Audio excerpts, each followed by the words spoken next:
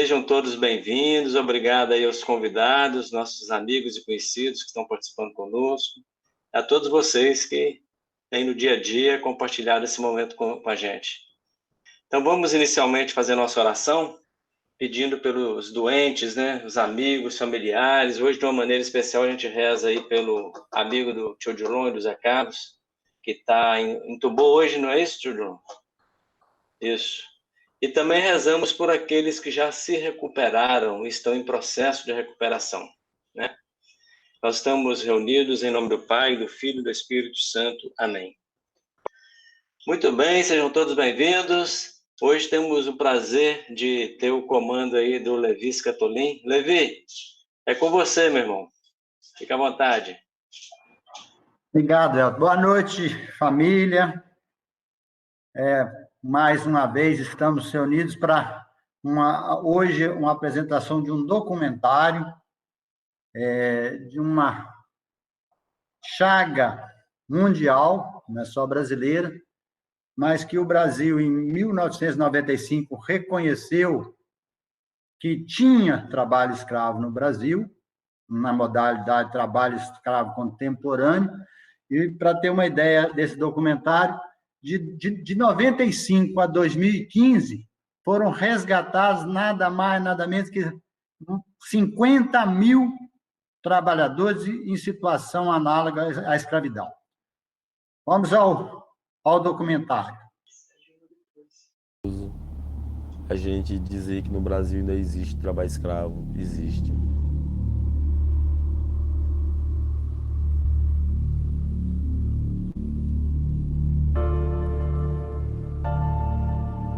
As pessoas aproveitam a oportunidade de quem não tem. 18 trabalhadores foram resgatados por condições análogas à de escravo. Nas últimas 2 décadas, as fiscalizações resgataram mais de 52 mil pessoas. Esse tipo de barraco onde os trabalhadores estão alojados. Só que tem outros acampamentos, mais pelo menos uns 3 ou 4 acampamentos. E essa comida é de graça ou vocês vão ter que pagar? Tem que pagar? Tem 2 nessa cama aqui? É os 2 irmãos? E a situação que a gente quer é precisa trabalhar em condições adequadas. Uma multidão de trabalhadores explorados todos os dias. Chegou a ter nosso conhecimento de que o senhor usa arma para eventualmente intimidar os trabalhadores. A gente tem que a situação não pode continuar. A gente está fazendo aquele trabalho, mas a gente já está vendo que está sendo escravizado. Só faz aquele trabalho, continua naquele trabalho. Então, como eu digo, é porque a precisão obriga. O conceito do trabalho escravo está previsto na legislação brasileira no Código Penal, no artigo 149. O trabalho escravo hoje no Brasil são condições que não se restringe apenas uma liberdade de locomoção do trabalhador, é um trabalho forçado, jornadas exaustivas, as condições degradantes de trabalho e a servidão por dívida. Esse rapaz, se eles quebraram foi a corrente e pararam com o chicote, mas o trabalho escravo ainda existe, mesmo dentro da cidade tem o trabalho escravo.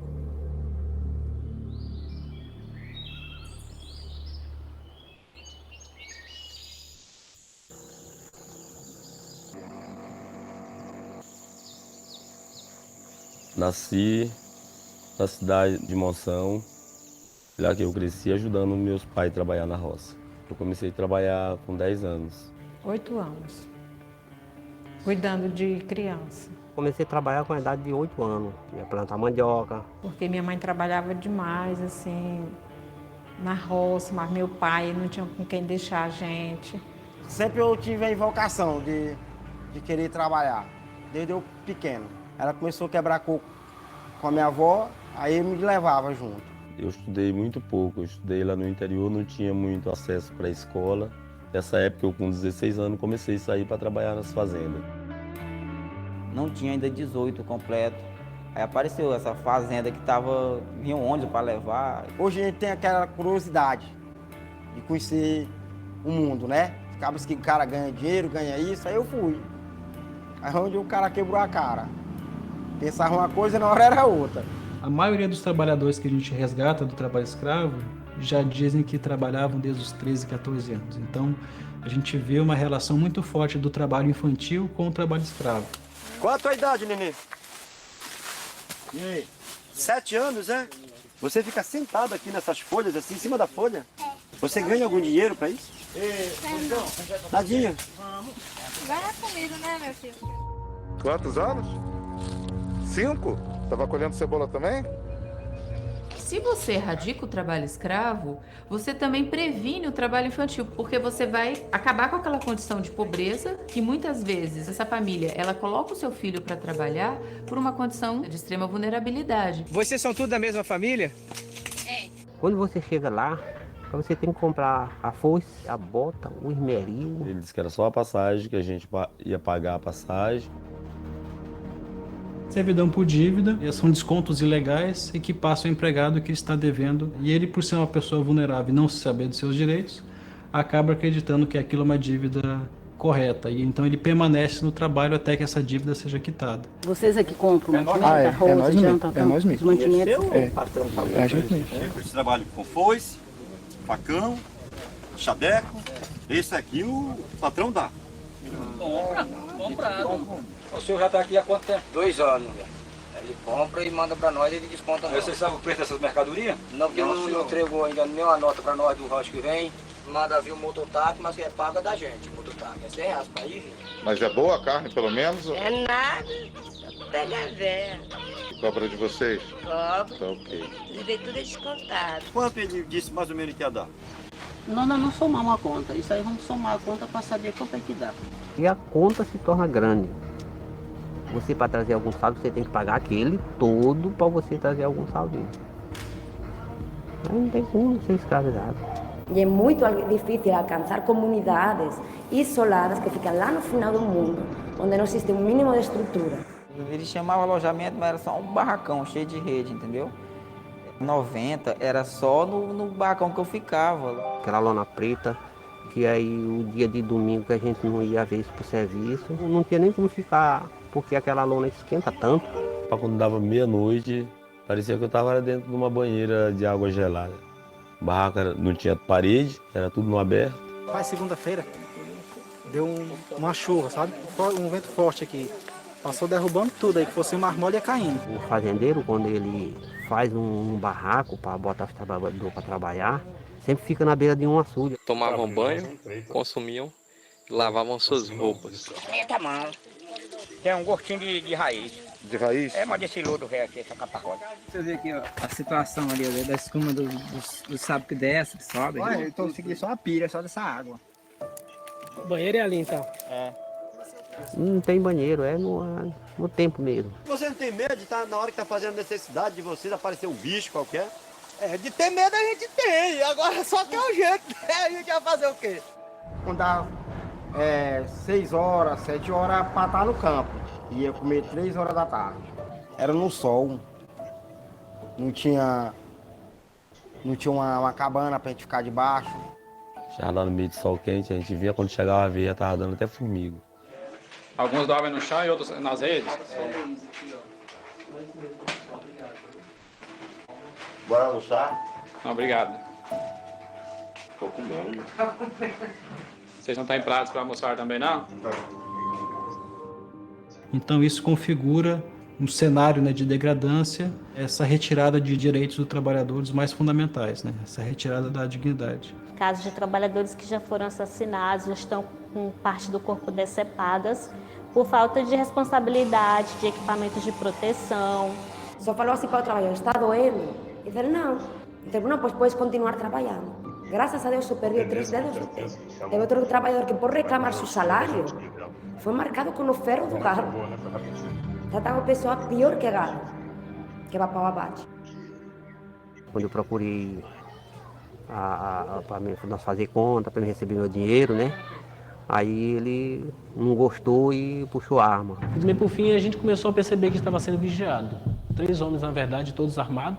Aí foi que eu procurei o meu direito. Eles são submetidos a condições de trabalharem no sistema total de exploração. Aí o dinheiro que desses 660, ele me deu 40 reais. Esses 40 reais eu não pude comprar nem um pão pro meu filho, porque eu me achei tão encurralado, tão humilhado. Então a gente precisa que vocês colaborem. Tudo que vai acontecer aqui vai ser para ajudar vocês. O Ministério do Trabalho está aqui para ajudar o trabalhador. E a senhora estava escondida no mato por quê? Tá com medo, era isso? Não, porque se ficar, não ia dizer, né? Não fiquei meio de teimoso, né? Que eles mandaram avisar. Desde 95, nas ações fiscais coordenadas pela Auditoria Fiscal do Trabalho, já foram resgatados mais de 53 mil trabalhadores de condição análoga de escravo e mais de 100 milhões de reais de verbas salariais e rescisórias foram pagas a esses trabalhadores em razão das ações fiscais. São mais de 4.500 estabelecimentos fiscalizados. O número de trabalhadores resgatados foi o maior, que foi em 2007, que foram 6 mil em apenas um ano. Desde 2012 que não havia um aumento de um ano para o outro do número de resgatados, né? Com exceção, foi justamente o ano de 2018. Acende para a gente um alerta de que o trabalho escravo poderia estar indo para uma erradicação, mas de um ano para o outro tem um aumento quase que o triplo, né? A gente, com os mesmos recursos, com um quadro de efetivo menor, a gente encontrou uma quantidade muito maior de trabalhadores. Me botaram no carro e fui levar eles lá na fazenda onde estavam meus companheiros, tudo lá. E aí quando eles vieram, eu fui com eles até a fazenda. Aí infelizmente não estavam mais todo o grupo. Alguns tinham conseguido fugir, mas foram embora para casa e a gente não conseguiu mais localizar eles. Na hora que eu olhei, pensei que já eram os pistoleiros do cara lá que disse que ele tinha pistoleiro demais. Cheguei para perto. Não, rapaz, o pessoal da Federal que estão aí. Aí eles foram explicar para nós que tudo que nós fazia, comida, a farda, tudo estava sendo descontado. E aí dessa vez ele pagou a gente direitinho, pagou tudo, a gente contou tudo que ele falava. Aí eles assinaram a carteira da gente, a gente recebeu as parcelas, tudo que a gente tinha direito a gente recebeu. Mas só porque procuramos nossos direitos. Achei bom, ganhei o dinheiro, que foi o dinheiro que eu fiz aquela casa minha hoje. Eu me senti honrado por eu me livrar daquilo ali, sair daquele trabalho ali e tirar todos os meus companheiros. A denúncia do trabalho escravo ela pode ocorrer nos órgãos que atuam na repressão.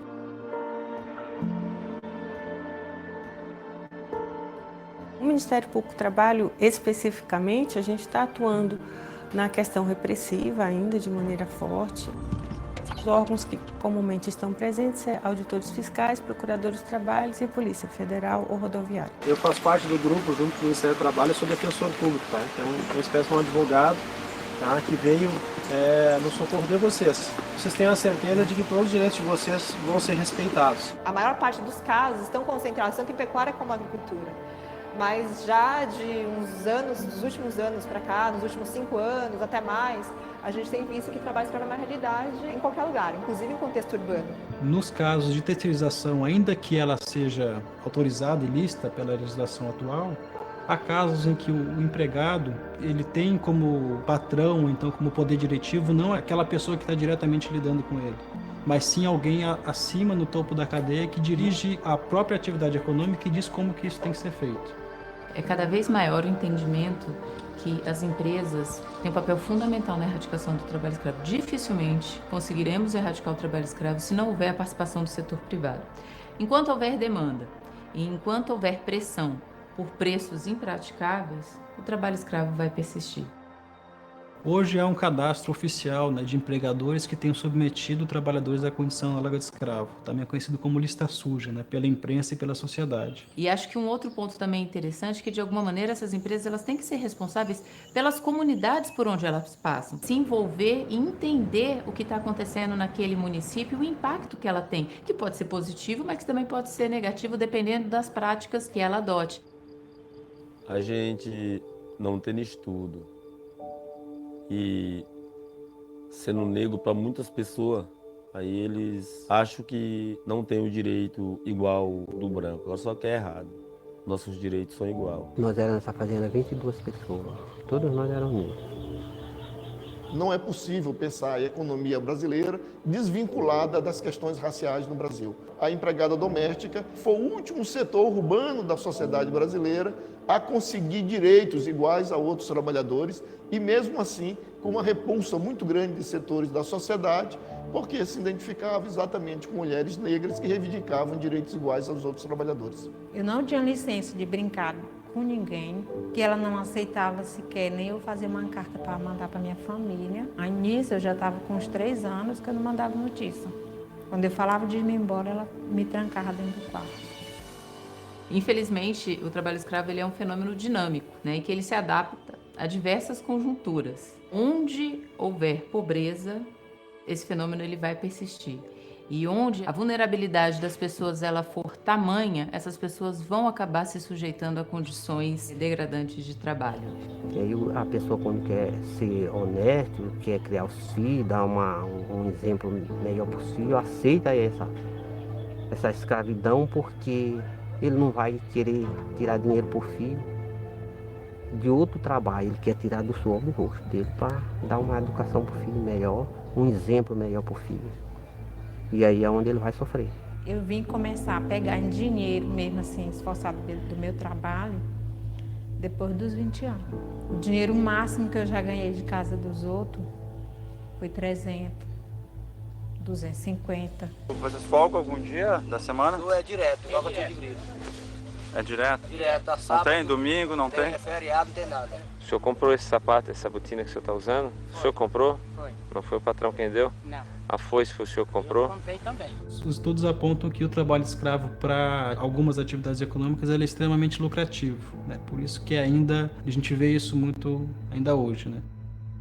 E tem muitas pessoas que pensam que não existe trabalho escravo e ele está aí, está na cara de nós todos. Está na cara de nós todos. Gostaria que as pessoas imaginassem um dia dela num corte de cana. 16 horas por dia cortando de 8 a 12 toneladas de cana sob o sol. Se imaginar trabalhando numa oficina de costura sem poder levantar por 16 horas seguidas. Carregar nas costas durante 1 hora 60 quilos de carvão nas costas e subir 4 metros para encher o caminhão. Eu gostaria que as pessoas pensassem nisso, se colocassem no lugar. Eu tinha muito medo de procurar o meu direito. E hoje, doer de quem doer, mas eu não aceito ninguém fazer comigo o que já fez no passado. E se eu ver acontecer com um amigo meu, eu estou junto para lutar pelo direito dele também. E vas vendo como vai crescendo, como vai crescendo, como vai virando líder na sua comunidade. Mas através do Centro de Defesa, para mim foi um centro de sabedoria, que me ensinou o que é o direito de um trabalhador.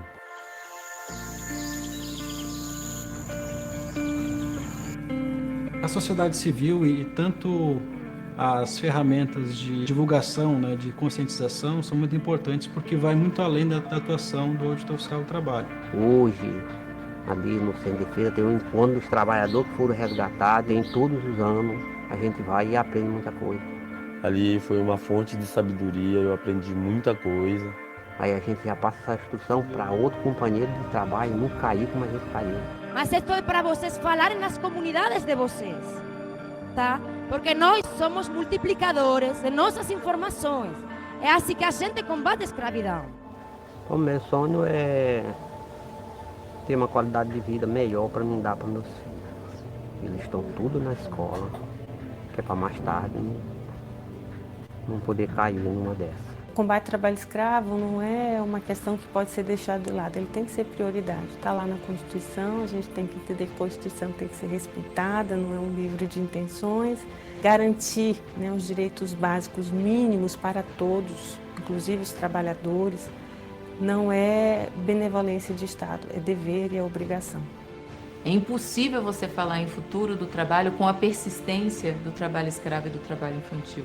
Então, a necessidade, sim, hoje de acelerar e de erradicar o trabalho infantil e o trabalho escravo para que a gente possa realmente debater o que importa, que é o futuro do trabalho, e tomar ações para que a população esteja preparada para esse futuro do trabalho. Mas enquanto houver trabalho escravo e a gente tiver que perder nosso tempo com a discussão sobre a erradicação do trabalho escravo e trabalho infantil, dificilmente a gente vai conseguir tomar as medidas efetivas para chegar nesse futuro do trabalho que nós estamos pensando atualmente, que vem sendo discutido no âmbito do centenário da OIT. Uma vez eu dando uma entrevista,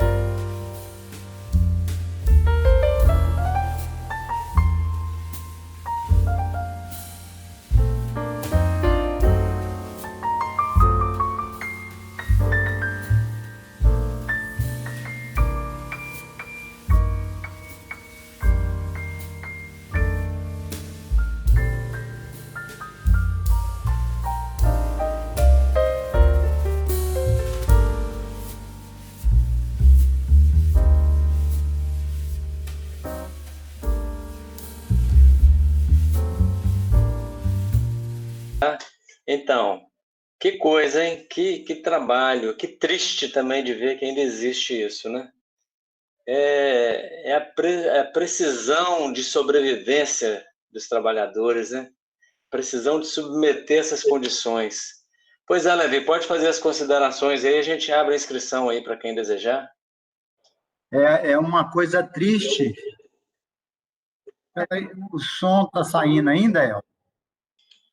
O seu já está saindo. Está dando um eco aí, não sei se... Deixa eu fechar aqui. Fecha o outro, isso. Isso, deu certo agora? Todos viram?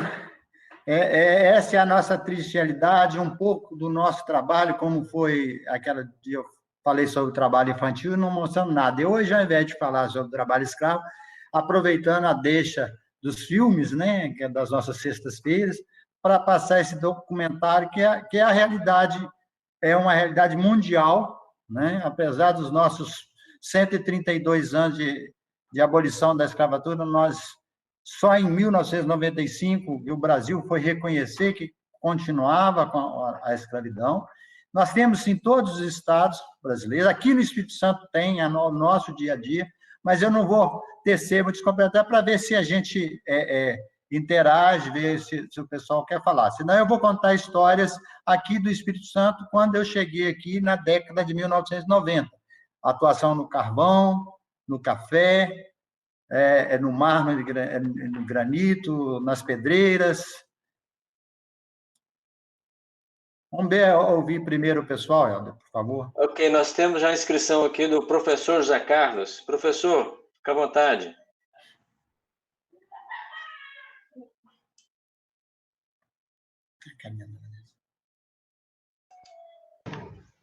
Ok. Ok. Levi, foi muito interessante essa apresentação que você traz. Interessante não pelo positivo, interessante pela contundência e pela dor que a gente experimenta de ver, né, que este país, com a condição de oferecer oportunidades de vida a todos os seus cidadãos, tá, ainda coloca, né, patrícios nossos, companheiros de país, às vezes até de cidade, submetidos a esta situação. Uma palavra me chamou muito a atenção, a palavra precisão. A palavra precisão traz de raiz uma significação positiva. As pessoas procuram ter precisão no que falam, no que fazem. Os técnicos da indústria, né, têm que buscar a precisão. Mas onde está a outra precisão que esse país não vê que tem que buscar? Né? Então, Levi, eu agradeço, né, e tenho que aplaudir a oportunidade de receber esse pungente, né, mas eloquente, né, testemunho dessa chaga da realidade social do país, né? E é pelo segundo dia consecutivo que nós sofremos diante da constatação dessas lacunas todas, né? Então, precisão agora torna-se quase que, né, uma bandeira, a precisão de todos nós participarmos dessa luta contra as imprecisões sociais. Parabéns, Levi. Muito obrigado. Obrigado, Zé Carlos. Você, como sempre, professor Zé Carlos, é cirúrgico, é preciso nas suas colocações, eu agradeço muito. E essa precisão que muda a conotação para necessidade, né, em razão da miséria, da pobreza que vive, eu vivenciei aqui. Quando aquele Edinaldo falou que foi pela precisão, ele voltou, eu tirei por 3 anos consecutivos, nas carvoarias, eu consegui achar um senhor chamado Levi. E no primeiro ano tiramos, acertou tudo, faltou. No ano seguinte, olha lá o Levi de novo. Era a precisão, a necessidade de sobrevivência. Por quê? sonega-se a maioria dos direitos, explora-se ao máximo o cidadão, ele sai um bagaço, mas ele tem alguma coisa. Normalmente, esses agenciadores, chamados gatos, eles comparecem à cidade, prometem mundos e fundos. E antes de sair, ele diz, não, você só vai pagar a passagem, eu ainda deixo um dinheirinho para comprar para a família. Faz uma compra para a família, a preço superfaturado, a família ficou com alguma coisa, e leva o cidadão. E chega lá, a história é diferente. Ele paga tudo e num preço exorbitante, porque pagar o que consumiu é justo.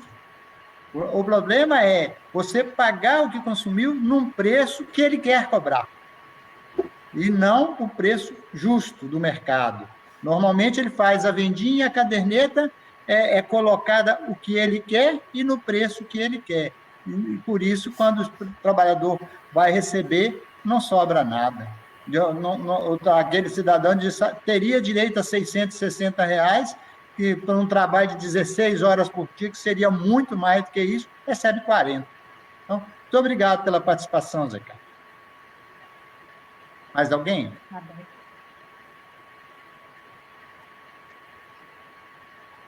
Sou eu, Helder? Parece que o Helder... Ah, será que o Helder saiu? É. Mas é eu que estou mesmo que... Voltou. Voltei. Elizabeth ou Jeremias da sequência. Pode falar, Elizabeth. Boa noite. Queria desejar as boas-vindas aí ao Paulo Roberto. Boa noite, Paulo Roberto. Que prazer tê-lo aqui. Paulo Roberto é um amigão do Tilevi que me mandou um livro que eu adorei, amei. E nós estamos, assim, intimando, né, para que ele fale aqui para a gente. Muito obrigado. Muito obrigado. Levi, parabéns pelo tema, viu? Não, muito pertinente, né? Muito verdadeiro, muito triste, né? A gente saber que, em pleno século XXI, a gente vê pessoas submetidas a esse tipo de trabalho, né? Eu só estou querendo, assim, quando ele falou na questão urbana, né? Só lembrando, não sei se vocês estão lembrados, foi ano passado mesmo, um depoimento de uma fábrica em São Paulo de tecidos, onde eles mantinham bolivianos, né? Presos num apartamento minúsculo, né? Com criança, marido, mulher, né? Todo mundo, assim, um verdadeiro trabalho escravo, né? Não sei se você tem conhecimento desse fato, mas se você tivesse, eu acho que pudesse falar um pouquinho para a gente aí sobre essa situação, né? Que não só trabalhadores brasileiros, né? Mas trabalhadores estrangeiros também, né? São submetidos, às vezes vem com uma promessa, né? Uma promessa de trabalho, de ganhar dinheiro e mandar para a família, e chega aqui é submetido a esse tipo de trabalho também, né? Mas parabéns pelo documentário, muito bom, né? Muito claro. Acho que valeu. Muito obrigado, Beth. Esse trabalho, nós temos muito trabalho, não só rural, mas como urbano também, e esse trabalho dos costureiros na confecção em São Paulo, ele é muito grande, e normalmente a exploração, nesses casos, ele não é de brasileiro. Aquele estrangeiro que vem ilegalmente no Brasil e que tem uma melhor condição, ele acaba arregimentando. Ele passa a ser o intermediário das grandes empresas. Entendeu? E aí explora os seus patrícios dentro do estado de São Paulo e em várias localidades no Brasil. O Ministério Público do Trabalho fica muito atento a isso e tem combatido com muita veemência. Esse grupo de trabalho, de combate ao trabalho análogo à escravidão e agora ao tráfico de pessoas também, foi uma última inclusão, né, numa coordenadoria que nós temos, exatamente para combater isso com maior veemência. O grande problema é que, como o auditor fiscal falou, a cada ano que passa e a cada retrocesso que nós temos, e seja dos nossos dirigentes máximos, dos nossos legisladores, porque a lista suja que foi dita ali, ela estava pronta até para não ter mais empréstimo nos bancos, para perder a terra. Aí, de repente, começou um monte de questionamento no Supremo e tal, e deu uma segurada para publicar a lista depois, foi muito difícil. Então, o trabalho é de pouca gente para muito trabalho. Então, por isso é necessária a divulgação e o apoio de toda a sociedade para denunciar no Disque 100, ao Ministério Público do Trabalho, à Polícia Rodoviária Federal, à Polícia Federal, a qualquer órgão, para saber. Porque aqui no Espírito Santo, por exemplo, nós mais um caso que nós tivemos em Santa Teresa, eu recebi uma denúncia de Minas Gerais, lá de Teoflotone. E aí o padre me falava assim, da Pastoral da Terra, tem esse trabalho escravo. Eu falei, não é possível. Vai ter, sim, me manda o mapa. Mandou, nós fomos lá, e era uma condição degradante numa cidade de colonização italiana e pomerana, dos alemães, e cartão de visita do Espírito Santo, um trabalho terrível. Então, isso acontece muito e a gente tem combatido. Agora, precisamos de ajuda na denúncia. Tudo que souberem a respeito disso, denunciem, porque para ir para a lista suja, né, Elúzio, ele precisa ter a fiscalização e a comprovação desse trabalho análogo à escravidão. Que nós não podemos falar trabalho escravo, ou escravo no sentido literal da palavra, porque a escravidão foi abolida em 1888, no Brasil, pelo menos. Né? Nós tivemos escravidão em outros países. Na Mauritânia foi o último país, a Mauritânia, um paizinho lá da África, foi agora, em 1981, a abolição da escravatura. Então, é uma luta grande, mas que esse tipo de trabalho de divulgação é exatamente para contar com o apoio de toda a população para denunciar e nos ajudar a chegar até esses lugares, porque é sempre a portas fechadas. Obrigado, Beth. Ok. Jeremias, na sequência, o Renato Lana. Boa noite e a todos. Parabéns, Levi, pelo trabalho que você fez. E é uma triste realidade, né? Porque eu já trabalhei também no campo. Embora meu pai tinha um pedacinho de terra, mas eu fui botar sapato no pé aos 12 anos de idade. Aos 10 anos eu já candeava boi. Andava 16 quilômetros por dia. Pegar uma quila e levar a cerâmica, para depois lavar o carro e ir na estação para trazer querosene e sal. Então, foi um trabalho. E tinha uma fazendeira que meu pai trabalhou na fazenda dela. O que ela fazia? Ela pegava o pão, e ela tinha muita manteiga, que batia a manteiga, e fazia manteiga em casa, naquela época, fazia manteiga na fazenda. Ela pegava uma só, sujava a faca, só uma fatiazinha de pão.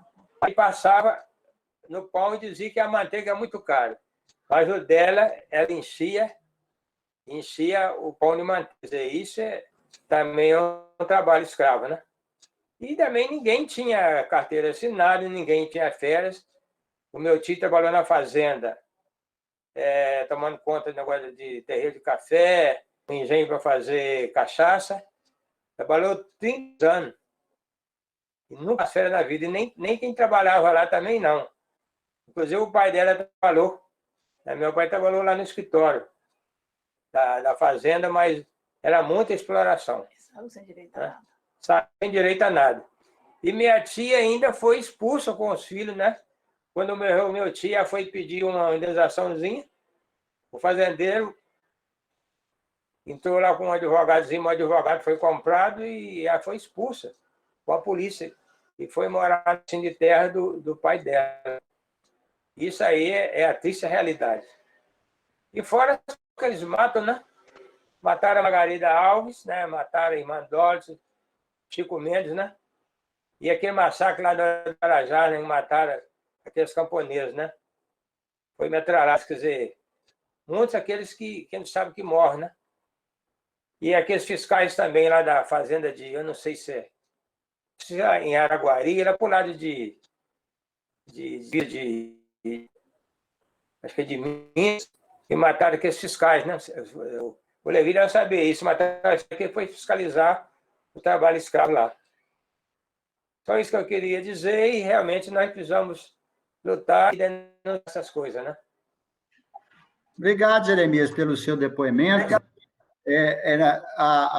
O assassinato dos integrantes da comitiva do Ministério do Trabalho, ocorrido em 2004, na cidade de Unai, deu origem ao Dia Nacional de Combate ao Trabalho Escravo, comemorado sempre no dia 28 de janeiro. Aquilo foi muito triste, foi julgado recentemente, mas depois de 16, 17 anos. E os mandantes normalmente não chegam a ele. Você falou na questão de, isso não recebe. A nossa legislação, hoje, ela qualifica 4 elementos para caracterizar o trabalho análogo à escravidão. São as condições degradantes, aquilo que nós vimos ali, sem lugar para dormir, sem lugar para se alimentar, sem nada, aquela água suja lá, colocando em risco a saúde e a vida do trabalhador. Também o trabalho forçado, é aquele trabalho que põe no ônibus ou num caminhão, leva lá no lugar ermo, põe pistoleiros para tomar conta armado e não deixa sair. Também por jornadas exaustivas, tipo, pegar 7 horas da manhã e ir até 8, 9, 10 horas da noite, trabalhando, é uma das características. E uma principal, que o nosso povo, por ser um povo muito bom, que ainda que possa sair, às vezes ele é preso pela dívida, porque o povo brasileiro é muito bom e ele diz assim, não, eu devo. Ele cobra o que ele forneceu, todo o equipamento para o trabalho num preço exorbitante e a caderneta fica enorme. E aí é questão de honra pagar aquela dívida. Às vezes ele nem tem retenção de documento, às vezes ele não tem ninguém tomando conta, mas no subconsciente dele ele precisa pagar a dívida, porque ele é um sujeito honesto.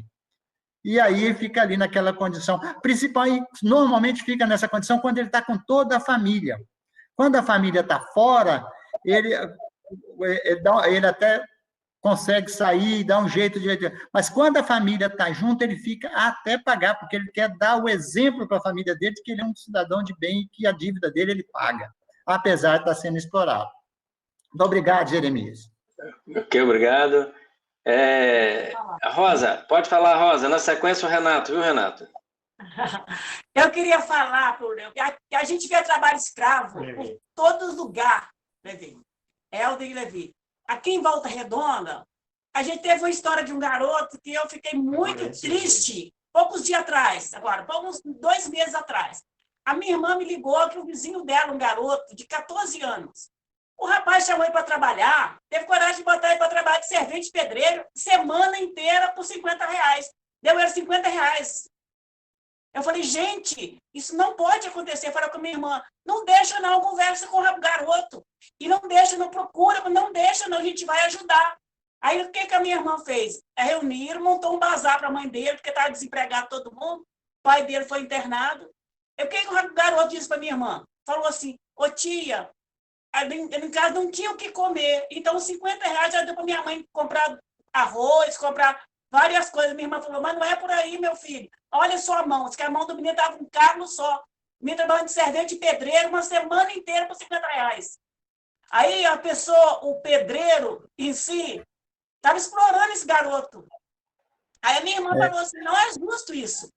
Vamos pegar e ajudar. Montou um bazarzinho para a mãe dele, a gente começou a ajudar e falou para ele, olha, vamos organizar para você.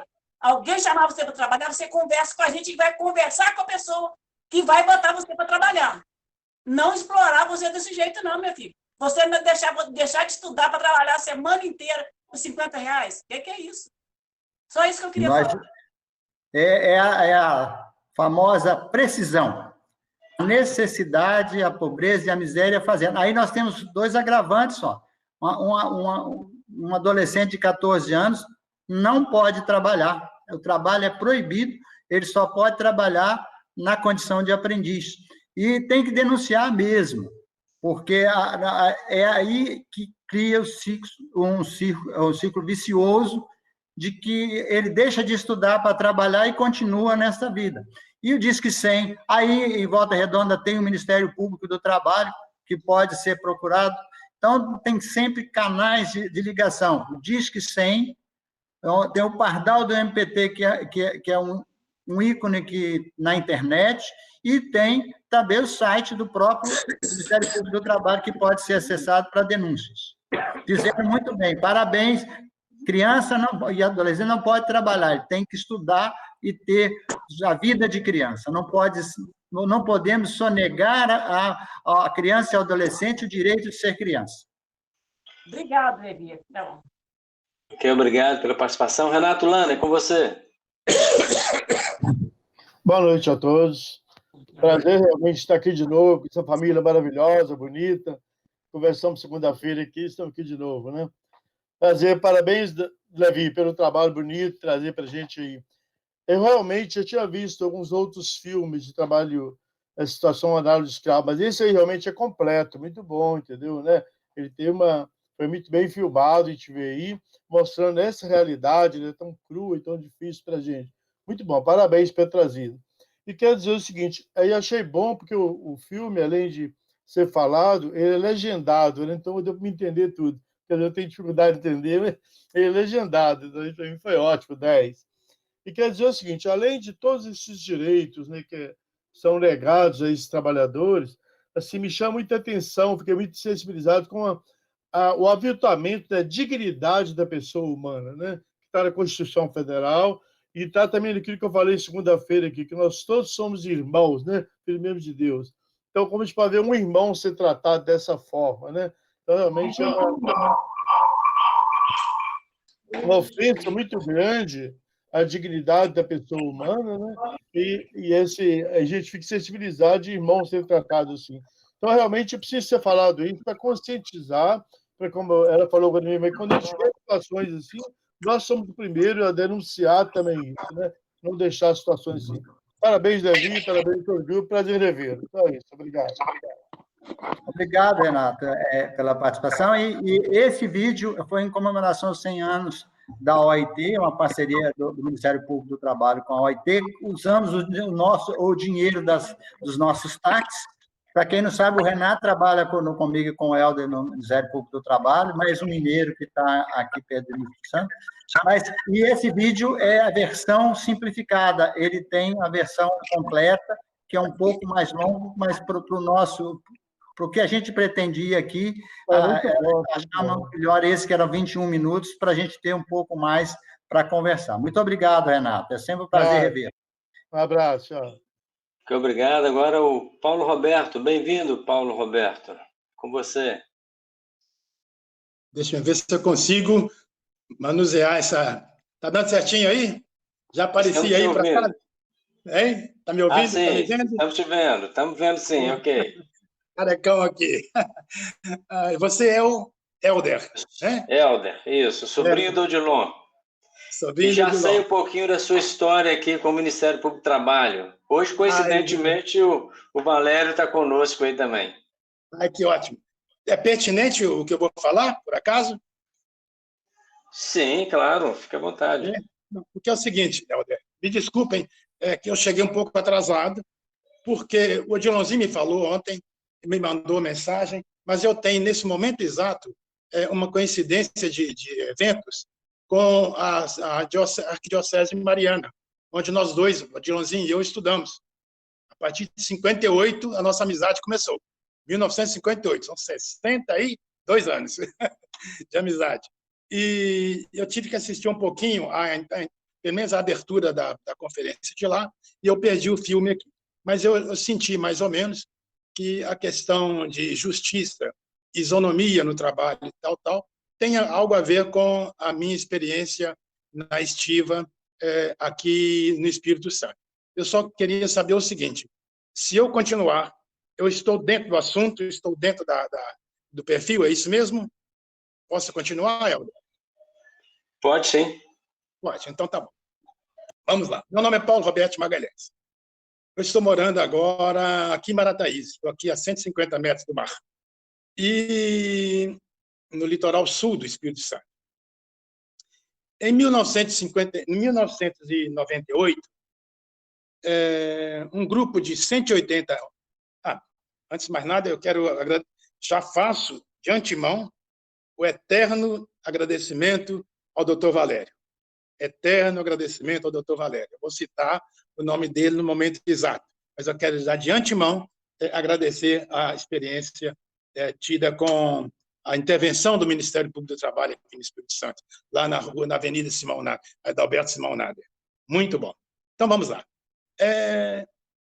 Em 1998, eu fui chamado, eu estava morando em São Paulo, fui chamado para me integrar a um grupo de 180 homens que ganharam uma liminar na Justiça Civil e para voltar ao trabalho dentro da estiva. Eu vou explicar agora o que é estiva, tudo direitinho.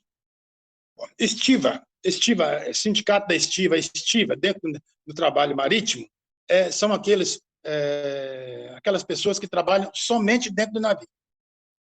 É um direito que só ele pode entrar no navio, mais as conferências, naturalmente, mas quem trabalha em terra, por exemplo, os doqueiros e tal, eles não podem trabalhar dentro do navio. E é um trabalho muito bem remunerado. A gente ganhava, na época, ganhava muito mais do que hoje, ganha-se sempre por tonelagem, a gente trabalha muito, exaustivamente, a gente sai extremamente cansado do trabalho. Em 1980, na década de 80, eu estava por aqui em Vitória e eu tenho um precedente que alguns de vocês já sabem. Eu sou um ex-preso político e eu fui preso em 1971 e isso aí é um assunto para outros momentos e cumpri 1 ano e 9 meses de cadeia. Eu estive lá na Operação Bandeirantes. O Carlos Alberto Brilhante Ustra, Major Tibiriçá, eu o conheço muito bem, que ele me torturou. Passei 22 horas ininterruptas de tortura e tal. Bom, lá em 72, em dezembro de 72, e procurando emprego. Só que não se esqueçam de que um ex-preso político tem o problema do atestado ideológico na época. O SNI listava as pessoas e ninguém conseguia emprego. E a única chance que eu tive de emprego aqui na década de 80 foi trabalhando, como a gente chamava carteirão. A gente pegava a carteira de trabalho, apresentava no sindicato da estiva e eles formavam os ternos, né, uma quantia de homens para trabalhar num determinado porão do navio, carregando café. A gente, em 6 horas, colocava 5.000 sacos de café. Sempre carrega o café na estiva em 2 homens. 2 homens, 2 orelhas para cada um e joga o saco de café para fazer a pilha dentro do navio. Bom, 1980. Acontece que houve uma pessoa muito esperta dentro da estiva que descobriu um detalhe, um precedente seguinte. O Estatuto do Sindicato de Estivadores diz, num dos seus primeiros capítulos, que toda aquela pessoa que prestar sequer um trabalho para a estiva, ele torna-se estivador. E, sendo estivador, ele tem direito, então, de embarcar e trabalhar, e sendo remunerado, etc. Esse rapaz, chama-se Jadir, ele entrou com um pedido de liminar na Justiça Civil e nós ganhamos. Justamente em 1998, em março de 1998. 180 homens. E eu, desgraçadamente, ou não, fui a pessoa indicada por eles para liderar esse movimento. Homens rudes, extremamente rudes, muito difícil de lidar com eles, e a força bruta que manda ali dentro. E a gente conseguiu organizar para que organizá-los para que a gente prestasse o trabalho da estiva corretamente. Bom, iniciamos o trabalho em 1998. Por isso nós somos chamados o Grupo dos 98. Nós somos 180 homens. E eu passei a ser liderança deles. Começamos a trabalhar. Só que o sindicato começou a criar dificuldades para o nosso embarque. Cada terno de navio, terno são grupos de pessoas para trabalhar num determinado porão. O navio tem vários porões. Tem 7 porões, 5 porões, tá lá, e se você vai trabalhar no porão 1, você no 3, você no 5. Depende da escalação lá na hora da estiva. Havia 3 escalações por dia. 3 escalações por dia. Às 5h30 da manhã, às 11 horas e às 17 horas.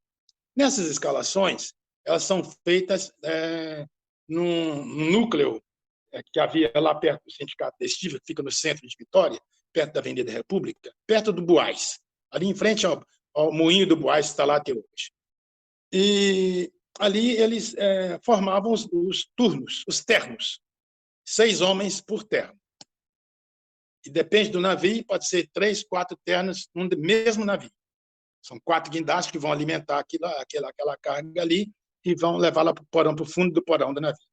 Bom, o que a estiva começou, o sindicato começou a fazer? Bom, vocês vão poder trabalhar, porém, com limitações. Só 2 homens vão poder participar do terno. Aí começou a grande dificuldade nossa. Nós não podíamos embarcar mais em pé de igualdade com todos os outros. Continuamos aí trabalhando, a liminar cai, eliminar não cai, aquela coisa, entrada com a Justiça Federal, correu... Nossa, foi uma correria terrível, até que eu não sei quem que me deu essa ideia de eu procurar o Ministério Público do Trabalho, lá na Avenida Alberto Simão Nader. E caímos na graça de encontrar esse baixinho danado, esse doutor Valério. Nós conhecíamos como baixinho, lá na estiva. Esse homem, vocês não acreditam, ele entrou no meio de uns homens rudes, uns brutamontes, às 11 horas do dia de um determinado dia, e subiu lá no palco, de onde estava o fiscal-geral tirando a escalação, e disse: se vocês não mantiverem a isonomia para os 98, os mesmos direitos para os 98, não vai haver parede. Isto é, não vão escalar ninguém. Parou tudo. Quem esperava isso? Ninguém esperava. Os homens são muito rudes, são muito brutos. Tudo na base da valentia. Cada brutamontes, uns mastodontes, realmente. O doutor Valério lá, eu quero crer, eu não estava lá no dia, mas eu quero crer que ele levou a segurança dele, que ele não é nenhum bobo, sabe perfeitamente das dificuldades que ele ia enfrentar. Já tinha contado para ele. O doutor Valério entortou tudo, parou a escalação, mandaram chamar, que é lá pertinho, mandaram chamar o presidente do sindicato. O presidente chegou, não, mas que estão embarcando sim, mas são 2 homens. Não, tem que haver igualdade de direitos para eles também. Eles devem embarcar na mesma igualdade dos outros colegas. Bom, então nós entramos em acordo. Eles permitiram que nós entrássemos em pé de igualdade com todos os outros estivadores para formar os ternos. Porém, no acordo que foi feito, eles continuaram a não permitir que nós mandássemos o trabalho. Porque quando você passa num determinado momento, se você é escalado como contramestre, você ganha 1,5 cota a mais do que os outros colegas que estão no porão. Então, por exemplo, você colocou 3.000 toneladas de ferro lá na praia, lá no porto de Praia Mole, que é o porto de produtos siderúrgicos, lá no fundo do porto Tubarão, vocês veem quando passam lá na terceira ponte, à direita tem os guindastes do porto de Carvão, e à esquerda são 3 berços ali é produto siderúrgico. Se eu coloco 3.000 toneladas, eu vou ganhar pelas 3.000. Só que o contramestre vai ganhar 4.500. E não faz nada. O contramestre não põe a mão em nada. Ganha 4.500. Sabe quanto ganha o chefe? 6.000. Ele ganha o dobro. E nós não tínhamos esses direitos aqui. Bom, fizemos um acordo. Bom, vamos ficar sem esses direitos, mas pelo menos em igualdade no porão. O doutor Valério foi lá e consertou a coisa e nós começamos a trabalhar. Bom, depois disso, eu mantive pouco contato com ele, depois que a gente resolveu essa questão mínima. Nós continuamos ali entabulando negociações com o Sindicato da Estiva, eles pressionando pela liminar, e nós começamos a pressionar para conseguir os direitos totais, isto é, direito de mando, de ser chefe ou contramestre. e criamos somos 180 homens, fizemos, não cheguei a fazer 9, acho que fiz 6 núcleos de estivadores, uma lista de 6, com 20 homens cada, para entrar na justiça e pedir isonomia, para efeito de mando. E entramos contra a Estiva, o Sindicato de Estivadores, e contra o OGMO, órgão gestor de mão de obra, que é um órgão do governo federal, indicado para uma hora qualquer substituir o Sindicato da Estiva. Fizemos, então, 6 listas contra o sindicato e 6 listas contra o OGMO. Eram 12 processos. Protocolamos tudo na Justiça do Trabalho e começou a vir a resposta dos juízes. Eles começaram a pedir perícia. E quem foi orientar o perito? Eu. Orientei, fomos até o navio, fomos até o porto, explicamos como é que funcionava e tal. O primeiro perito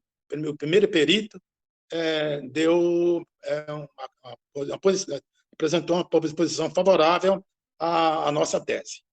O segundo perito falou, eu disse para ele, olha, já temos uma perícia pronta. Então você me mostra que eu vou ver. Bom, mais uma perícia também favorável. O terceiro perito, eu disse para ele a mesma coisa, temos uma perícia já, eu acho que é de Divaldo, alguma coisa assim, que vocês que estão no Ministério Público do Trabalho devem se lembrar. É um perito, muito bom. E a perícia foi muito bem feita, o laudo foi muito bom. Então já tínhamos 3 peritos contra o sindicato e 3 peritos contra o OGMO. Sendo que nós tínhamos aberto 6, faltavam outros 3 peritos ainda. Quando a Estiva e o OGMO se viram acuados, eles nos chamaram para negociação. Isso era já por volta de 2007, mais ou menos. Disseram o seguinte, quando eles viram a possibilidade de a gente praticamente quebrar as 2 entidades com indenizações, eles nos chamaram e pediram, olha, se vocês abrirem mão das ações, retirarem todas as ações, vocês estão direitos totais dentro da Estiva. Isto é, vocês continuam embarcando como estão embarcando e vão poder mandar no trabalho, isto é, vão poder ser escalados como contramestre e chefes. Foi quando eu me aposentei. Eu nunca fui contramestre nem chefe. A quem que eu tenho que agradecer? Eternamente. Eu falei isso outro dia na mensagem que mandei para o Odilonzinho. Eu tenho que carregar água no balaio, doutor Valério. A gente era recebido naquele prédio cheio de ar-condicionado e tal, um conforto total, tudo suado e tal, mas eram tratados com uma elegância, um respeito encantador. E, por sorte, eu fiquei sabendo que ele era mineiro igual a mim. E lá do Vale do Aço, praticamente, que eu nasci em Monlevade, e ele é, parece, governador Valadares. Aí começamos a criar, além dos laços profissionais de execução do trabalho dele, os laços de amizade que nós criamos. A minha esposa, na época, estudava no CEP, no curso Centro de Evolução Profissional, ele conhece muito bem, que é um cursinho para formação de concurseiros, né, e tal, e criamos uma afinidade muito grande. Mas depois disso eu nunca mais pude agradecer. Eu sei que ele está presente na reunião e eu quero agradecer publicamente, né? E se não fosse esse homem, com certeza eu não estaria hoje aposentado. Só quero agradecer. É só isso que eu tinha que falar para vocês. E muito obrigado pela oportunidade.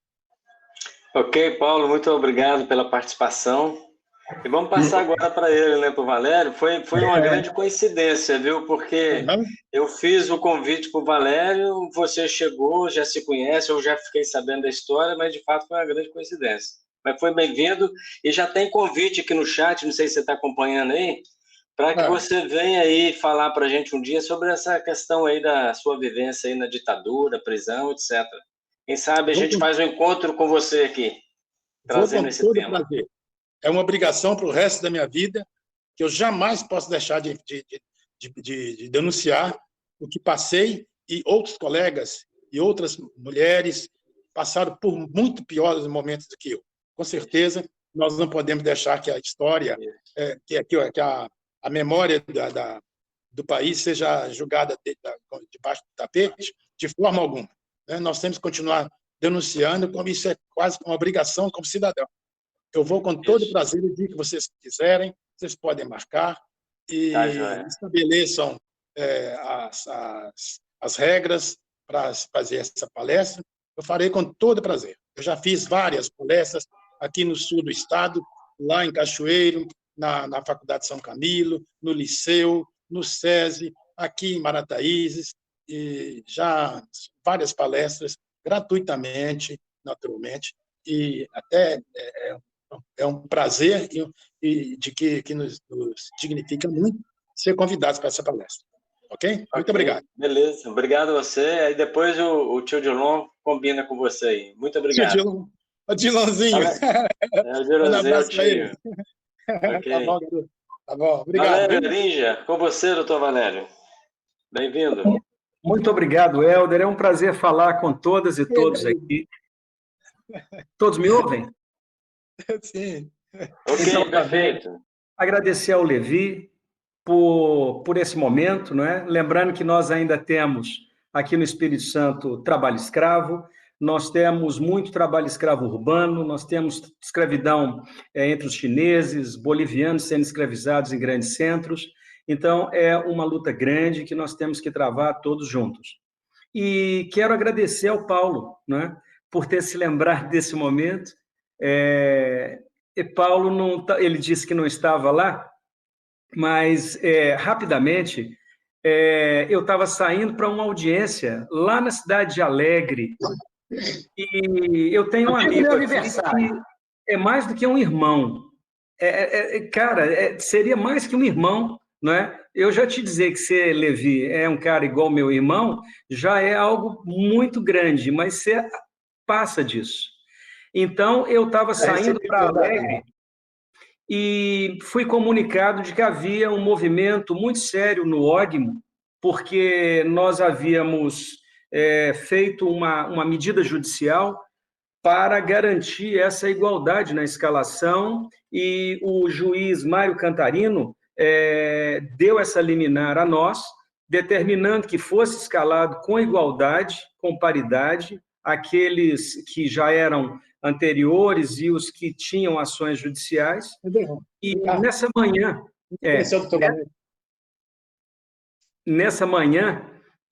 eu estava saindo de viagem e veio essa demanda lá do OGMO, uma situação muito confusa, muito complexa.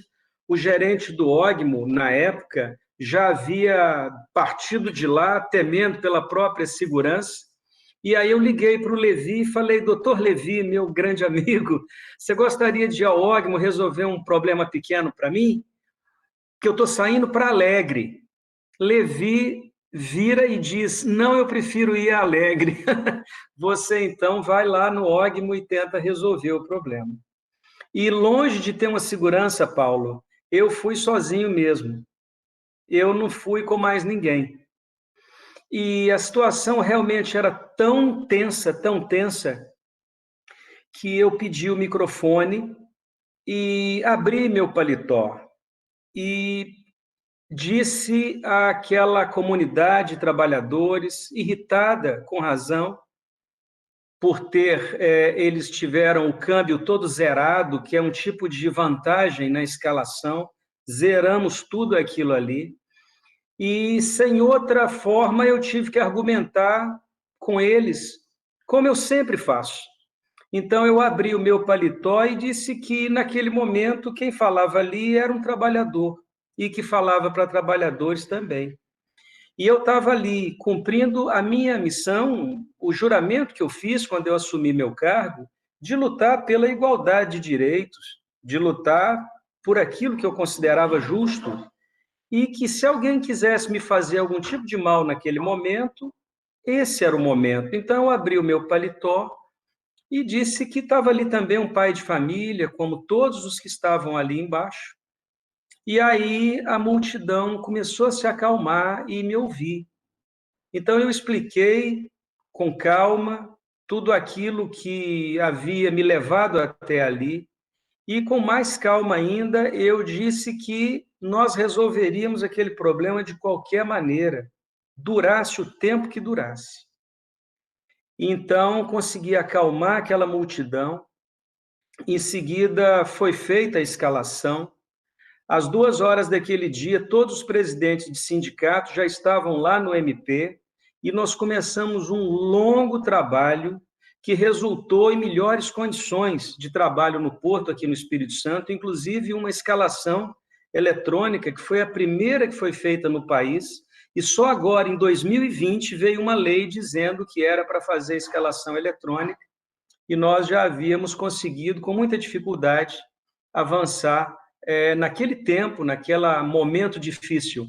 Então, pessoal, o meu agradecimento, a minha honra de falar com vocês, já são 20h50, quero deixar aqui o meu grande abraço ao Paulo. Fiquei muito honrado, Paulo, saiba disso, por esse reconhecimento. Eu não mereço, não, mas, de qualquer maneira, segue aqui, né, a nossa gratidão, e vou seguir no MP até me aposentar, fazendo exatamente o que eu tenho feito, que é travar essa luta e tentar coordenar as nossas equipes de trabalho em busca do melhor para todos nós. Muito obrigado a você, sobretudo, Paulo, pela deferência com que me honrou nessa noite. Muito obrigado.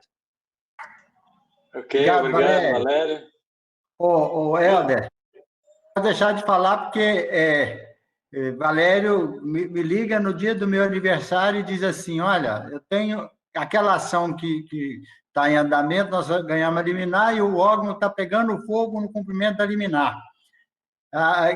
E eu estou indo para Alegre. Eu falei, eu vou para Alegre, que até Alegre eu tenho tempo de ler o processo. Agora, ir para o órgão, eu não tenho tempo nem de ler a ação. Então, vá para lá. E felizmente deu certo. Antes da meia-noite, eu já estava em casa no dia do aniversário e deu certo lá no Porto também, que foi muito bom para todos nós. Obrigado, Valério. Ok, obrigado pela participação. Já partindo para o encerramento, temos 2 falas ainda do Marco Antônio, na sequência, Eugênio. Boa noite para todos. Parabéns, Levi, pelo tema que você trouxe para discussão hoje aqui na família. E eu, sinceramente, sim, eu me sinto privilegiado, né? Hoje reforça mais isso, né? Pelos todos os temas que a gente tem discutido e por essa riqueza, né? E não só do tema em si, mas do que ela proporciona, né? Nos faz pensar, refletir e a oportunidade de estar ouvindo outras pessoas, né? Convidados ilustres aí que, de uma certa maneira, já contribuíram e continuam contribuindo muito aí, né? Para a nossa história. Só quero pontuar, para não me alongar muito, né? Que, em relação ao tema que o Levi trouxe e fala sobre a questão da exploração, né? Do trabalho, inclusive da criança, né, infantil, e eu pensei que simbolicamente, metaforicamente, eu pensei numa árvore, né? Nós temos uma questão muito séria no nosso país, no Brasil, e acredito que seja na maioria dos países subdesenvolvidos, né, ou em desenvolvimento. Eu pensei numa árvore e esse trabalho escravo, né, se encontra dentro desses ramos, como a prostituição infantil, né? Como a carência da educação, da saúde, uma série de outras coisas que, infelizmente, nós vivemos.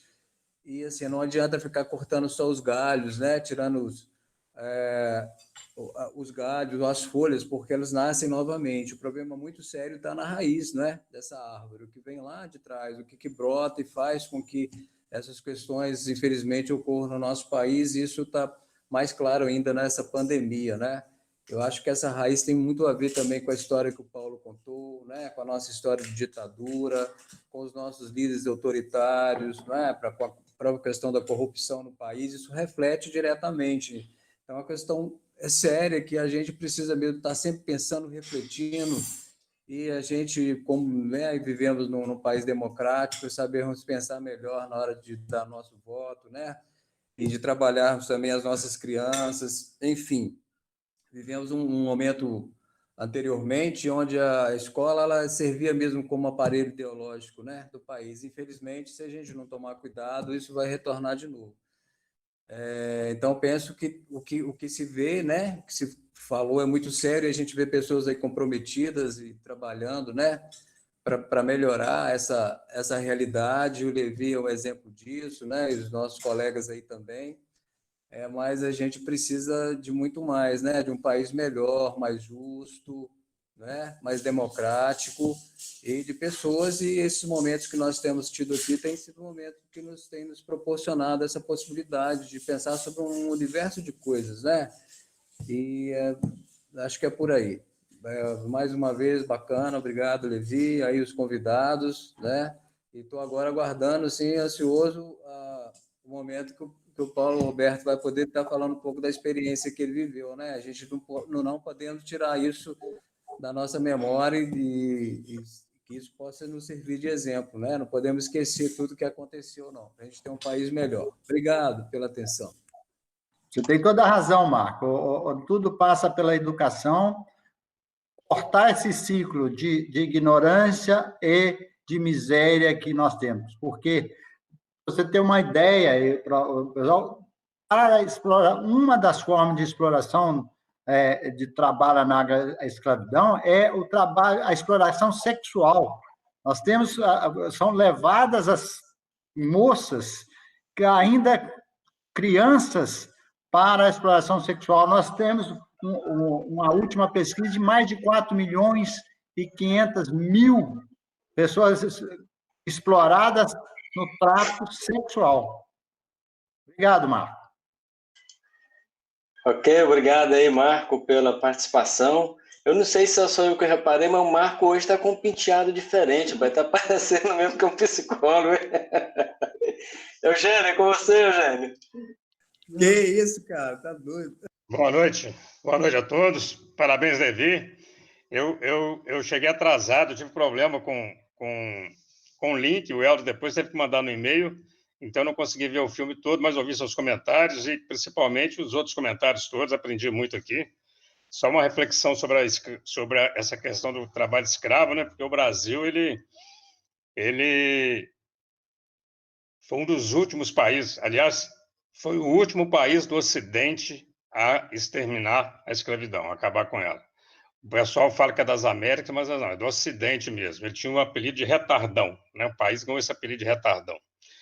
A escravidão começou em 1530, nós tivemos quase 360 anos de escravidão. E passados 131 anos da Lei Áurea, a gente sente os reflexos, né, no dia a dia.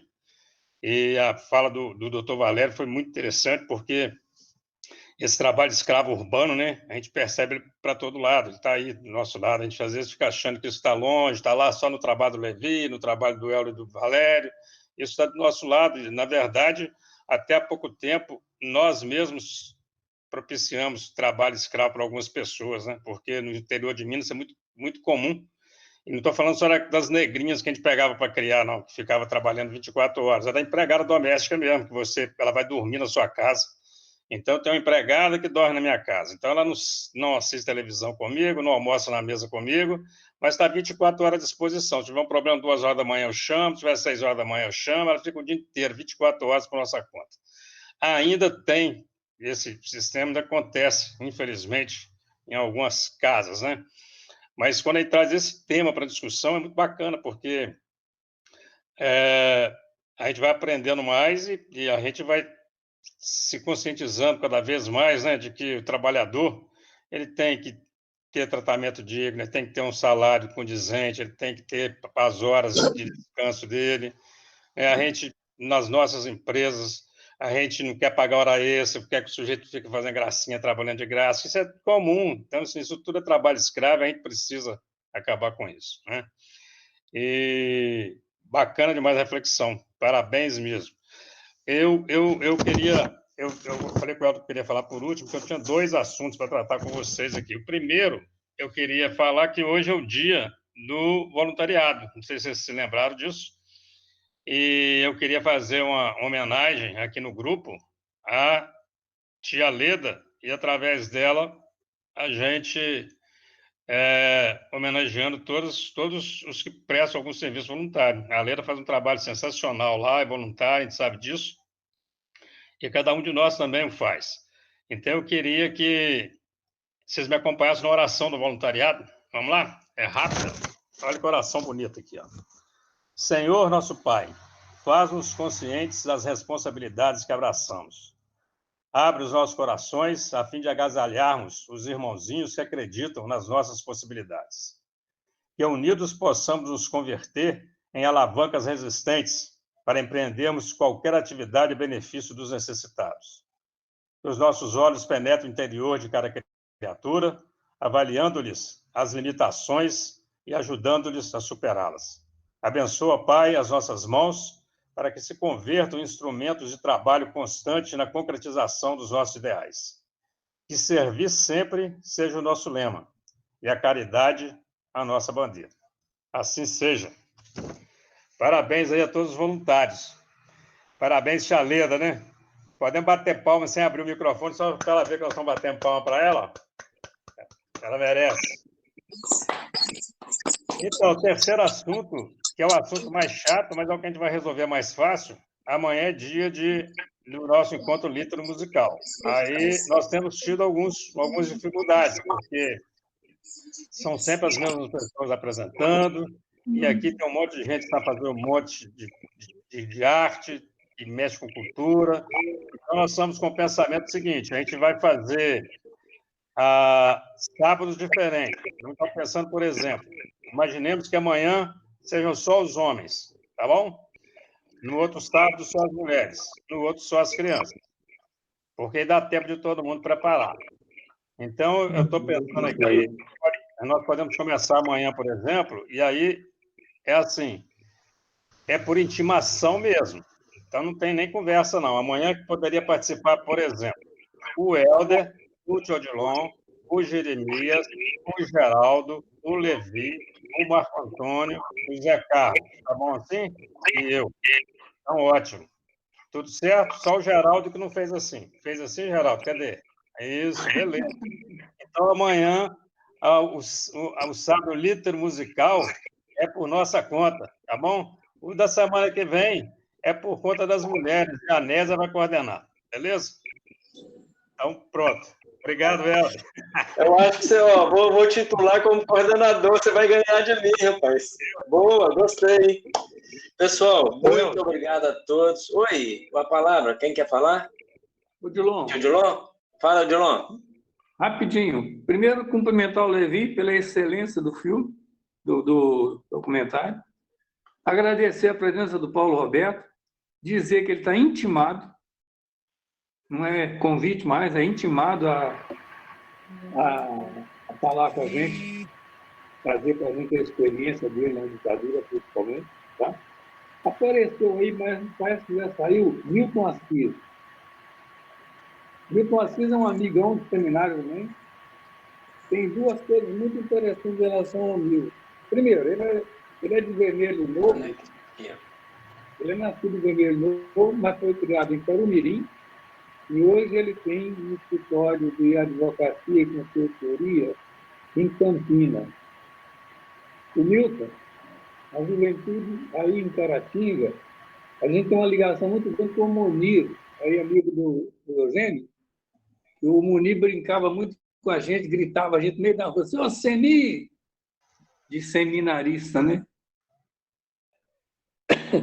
E tem duas coisas bastante interessantes, que o Milton esteve no casamento da Darli. E, quando ele saiu do seminário, em Belo Horizonte, o primeiro emprego dele, gente, quem arranjou foi a dona Maria da Conceição Muniz. E ele tem essa gratidão com ela até hoje. Muito obrigado ao Milton, muito obrigado ao Paulo Roberto por estar presente. Muitíssimo obrigado, Levi, pelo seu documentário. Eu que agradeço. Então, já partindo aí para a finalização, vamos todos abrir o microfone. Já deixo os agradecimentos aí ao Gilson, ao Renato, ao Valério, ao Paulo e a todos vocês por terem estado conosco. Obrigado. Vamos aplaudir o Levi pela brilhante apresentação de hoje. Muito bem.